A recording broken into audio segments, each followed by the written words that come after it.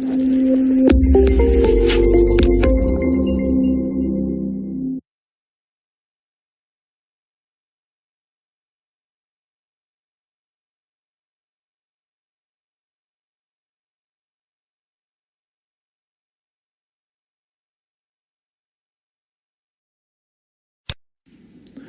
information framework is an enterprise-wide information decomposition or structured outline and model.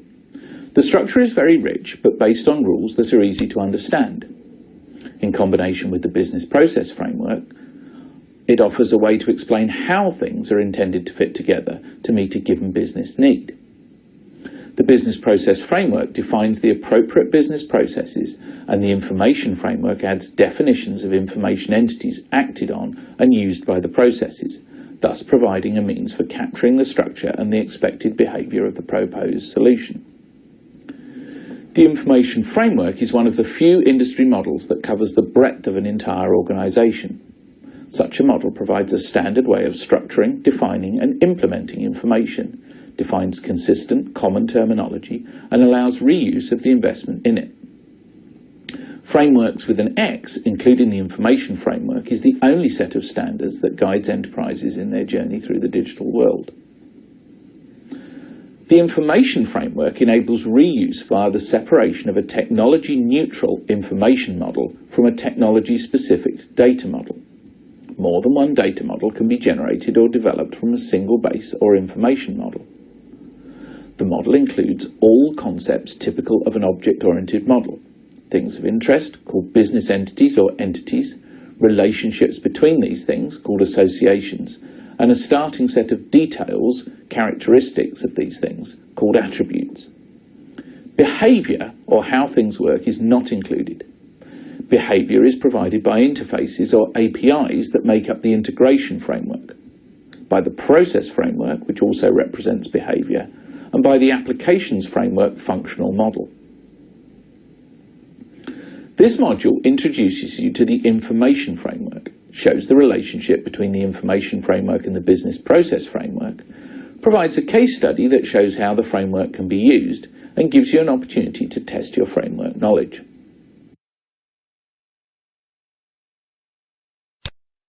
During this part of the course, you'll learn about the goals of the information framework, its structure and content, and some of its many uses. There are a number of goals that can be achieved by using the framework. The first goal, reducing time to bring new products and services to market and facilitating the introduction of new technologies that enable them, are realised via the inherent extensibility of the framework. This extensibility enables them to be introduced without making major changes to the framework or its underlying model. Additionally, sometimes substantial changes must be made to the applications that support the offerings and technologies. These changes could range from the need for new user interfaces to large fragments of code and/or database changes. Using the framework also achieves the second goal, reducing the cost to integrate processes and applications. Its use as part of an integration framework provides a standard information vocabulary, framework and model that reduces the time to translate the vocabulary, framework and model among applications that are being integrated. Using the framework also achieves the third goal of supporting implementations of multiple application technologies. This goal is realised by the separation of the information model from the data models. This separation allows multiple data models to be developed and generated from a single information model. For an example, an Oracle or DB2-based data model can be developed or generated based on a single information model. The same model could support the development or generation of RESTful or representational state transfer interfaces and Java interface classes. The framework can be used for new developments such as an information and data model for a new customer order management application, or can serve as a common vocabulary for entities used in an existing customer order management application. As a byproduct of achieving the other goals, the fifth goal of reducing the management time and cost is achieved. minimising the time and cost associated with the introduction of new offerings and technologies, the time and cost to integrate applications and models, and the time and cost to develop data models means that the overall time and cost associated with managing projects related to these is also reduced.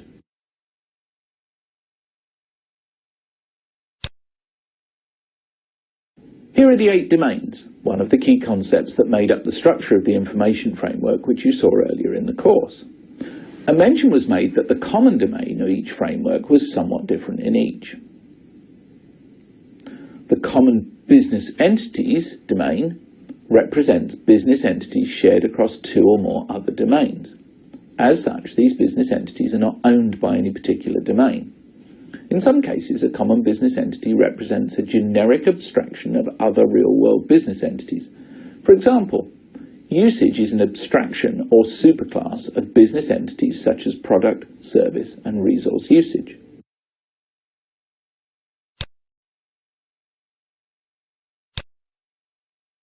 There are 2 other key concepts that make up the framework structure: business entities and aggregate business entities. The first, a business entity, or entity for short, represents something of interest to the business. Here is an example of a customer business entity. Business entities may be tangible things such as customer, active things such as a customer order, or conceptual things such as a customer account. There are many other entities that help define what a customer is, such as customer account contact, and customer credit profile. These 3 entities are closely related to the customer entity, and their existence depends on the existence of a customer. The line between 2 business entities represents an association between them, which will be described in more detail later in this part of the course. This group, composed of the customer entity and its dependent entities, is called an aggregate business entity, or ABE for short. The other key concept used in the framework structure. An ABE is a well-defined set of information that characterise a highly cohesive set of entities.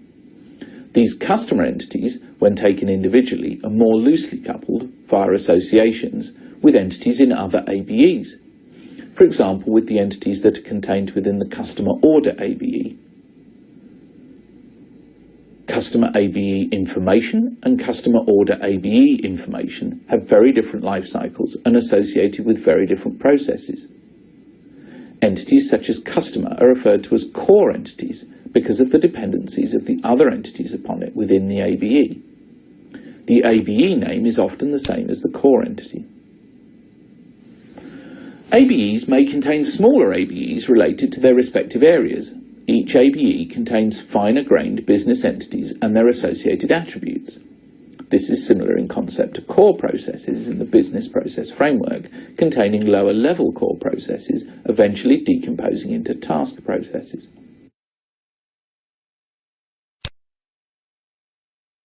And here is the current version of the whole framework, showing all of the domains and their first-level ABEs. It has changed over time and continues to change as TM Forum members further develop it. You might want to pause the video at this point to take a look at the wealth of ABEs within each domain. The customer ABE you just saw can be seen within the customer domain. You may wonder about the different shading of some of the ABEs. This indicates the status of an ABE's development, similar to the status of business process framework objects. Not fully developed status for an ABE at any level in the framework means it's empty or almost empty, but it's been identified as required. Developments based on member contributions, and none have yet been made for these processes. Preliminary status is typically work that's been delivered over a series of iterations.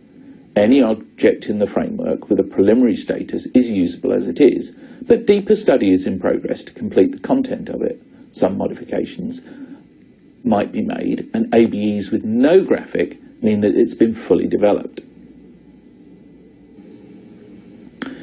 You've now seen how the information framework is a hierarchical catalogue composed of domains and ABEs that represent information required for any enterprise to conduct business in today's and tomorrow's digital world. You can learn more about all the ABEs in the framework by visiting the TM Forum website at tmforum.org and searching for clickable frameworks. Or, if you're a member, you can visit the Information Framework pages and download the HTML version of the model. The Information Framework is more than just a decomposition of information.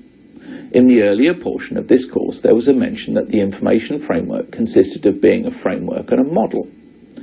To this point in the course, you've learnt about domains, ABEs and entities, which make up the framework, and also the model. The framework and the model contain more detail about each entity. Here is a Unified Modelling Language, or UML, class diagram that shows the three entities related to the customer entity, which you saw earlier. You don't need to fully understand the UML notation to appreciate that this diagram contains 4 customer ABE entities, using what are called UML classes. The lines between two entities or classes represent relationships, called UML associations, between them. For example, a given customer may have one or more customer credit profiles related to it as indicated by the asterisk. But a given customer credit profile can only be related to one customer. This can be viewed as a rule that governs an association. There are also attributes or facts that describe an entity, such as the 3 shown for a customer. Together with the descriptions of the entities and their attributes contained in the model, diagrams like this provide a way to communicate the structure and meaning of information of interest to any enterprise.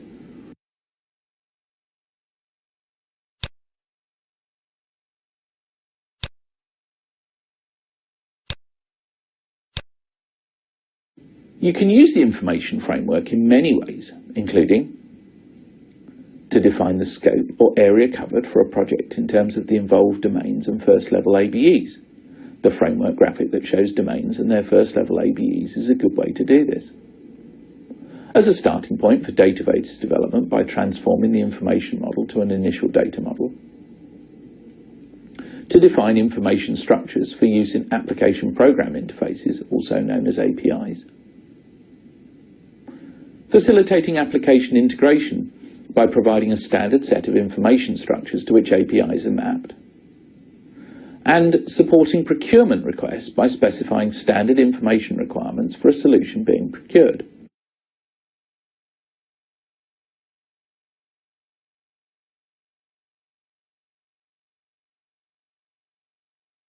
You may wonder about the relationship the information framework has with the other frameworks. You now know that the information framework, the business process framework, and the application framework all have domains in common. Here you will learn more about the information framework's relationship with the business process framework by seeing how they are mapped to each other and how the mappings can be used.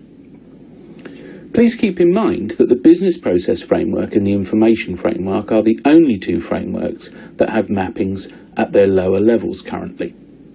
In the past, there was a guidebook, GB942 Map, that had partial mappings between components of the business process framework, information framework, application framework, and integration framework.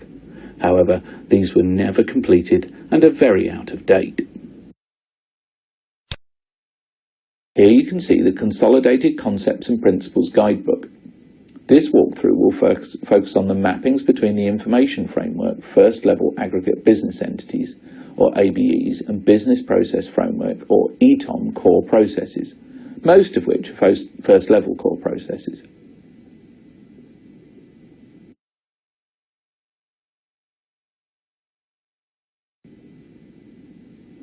The mappings are organized by domain.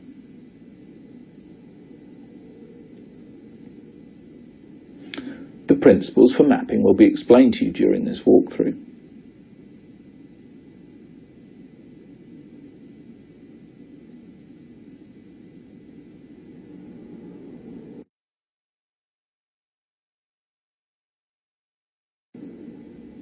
Shown here is the mapping between the Information Framework Customer Domains Level 1 ABEs and the ETOM Customer Domains Core Processes. You can also see the definition of the customer domain and the ABEs.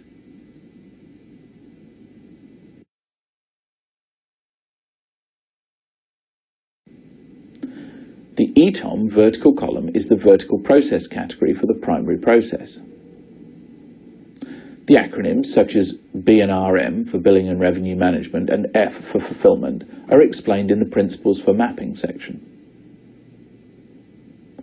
A primary process, shown in the Primary Processes column, is a core process that manages the entire life cycle of the associated ABE's entities. In other words, it creates, reads, updates and deletes the entities, the four often referred to as CRUD. This characteristic of a process is what is used in affinity analysis to cluster a group of entities into an ABE. There should only be one primary process, otherwise functionality is duplicated. A secondary process is typically one that reads or uses the ABE's entities. In exceptional cases, a secondary process may update an ABE's entities, but care must be taken in doing so, as this begins to bind the process more closely with the ABE and its primary core process. Shown in the mapping tables are examples of secondary processes, not the complete list.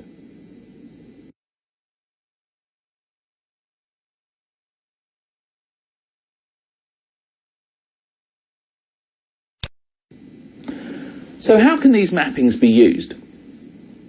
The mappings are used to internal to TM Forum teams to ensure the completeness and correctness of the process framework and the information framework. For example, there should be a primary process for each level 1 ABE. There should be only one primary process. There should be task-level processes that support each life cycle state of an entity. And there should be a level 1 ABE for each first-level core process, and so forth. Besides helping confirm the correctness and completeness, there are several other uses to which TM Forum members can put the mappings. Both the frameworks can be used to assist in defining the scope of a project. Together they provide an industry standard method or language to define the scope in terms of both processes and the entities upon which the processes act and use. By defining the scope of a project independently in terms of each framework, mappings between the two can be used to confirm the project scope. A project scope is determined by first independently identifying the core processes and the ABEs that define the boundaries of the project. Then the mappings are used to check that all the core processes and ABEs have been considered for inclusion. For example, if the core process product and offer development and retirement is included, then the ABE product offering should be contained within the scope. If the product ABE is included in the scope, then order handling should be included in the scope. Additionally, the definition of the scope in terms of both can be used to control scope creep in terms of both processes and the entities upon which the processes act and use. It becomes very obvious when a new processes and/or ABE enters into the boundaries of a project. The mappings can also be used to support impact analysis. For example, if a process changes, what entities could be impacted by this change and vice versa? Next, you'll view a case study that shows how TM Forum member Digit used the information framework, particularly the metadata components that provide dynamic extensibility of it. For example, being able to define any type of product, service or resource. Digit is a 2-time Catalyst Award winner. You've also won a TM Forum Excellence Award. You've won a Contributor Award. Can you tell us a little bit about how the 2 Catalyst projects that you've been involved in, what you've learned from those, and what you've been able to contribute back to the forum through the demonstrations and the learning process? Sure, Dawn. The Catalyst projects have been important to us as we've been going through the R&D cycle for our product. We actually started in the Catalyst program while we were going through the exercise of developing our new product for market. And the Catalyst program allowed us to do some experimental testing of some key aspects of that. And what kinds of things did you actually learn from the process that you've been able to contribute back into the program? Okay, because we were building a product using frameworks as the architectural basis for the product, most of the contributions that we've been able to make back to the forum have been in the form of best practices or ways of applying frameworks, particularly in the area of areas of metadata management and in the application of some of the B2B touch points in framework. Why is metadata important? So metadata allows you to have a more configurable software product. Metadata is particularly important when it comes to partner integration. So if you're trying to connect to a buyer or a supplier, metadata allows you to establish transactions where you can abstract the product definition, and for example, and define that in metadata, and therefore you can reuse the same transactions for any version of any product. And I use the product example. The metadata can be used to abstract a number of different things from the interface, and therefore make those interfaces reusable. So the use of metadata and the way metadata is supported within the patterns of the SID allows you to build not just a configurable platform, but a configurable way of plugging in other parties. And it can facilitate marketplaces and ecosystems, etc., as a consequence, and avoid all of that bespoke integration cost that comes from having to pay for every single integration with every buyer or every supplier that telcos have traditionally had to pay for. Right, and it makes it much more dynamic then, too.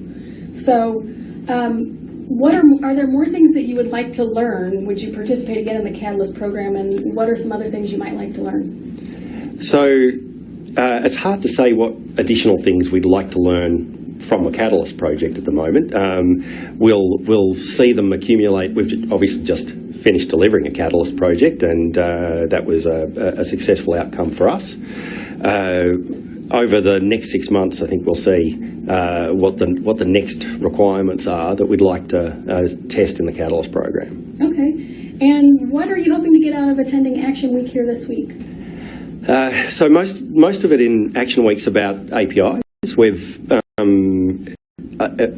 built many of the TM Forum Open Digital REST APIs into our product, and we've shown the different versions of those APIs applied in Catalyst projects, and in the Catalyst projects we've done experimental work with proposed versions of the APIs, but to see how those proposals would work. We're here at Action Week because we've had to move a bit ahead of the forum in some of these areas, and in particular, we've created specifications for APIs where the forum hasn't got to it as yet, and we're there to try and feed our input back into the program in the hope that when we've gone out on a limb and thought, well, this is how we think the forum's going to specify it, we're putting it back in to say, well, this is what we've done. Can you consider this as you define the next set of APIs? Okay, good. Well, good luck with that, and have a good time. What you've seen here is not only a member taking advantage of the information framework and APIs that have been developed that are based upon it, but also a member who's actively contributing back to the future of the framework and the APIs. Now, this wraps up the third module, which provided you with an introduction. Digit is a 2-time Catalyst Award winner. Time for a quiz to test the knowledge you've gained.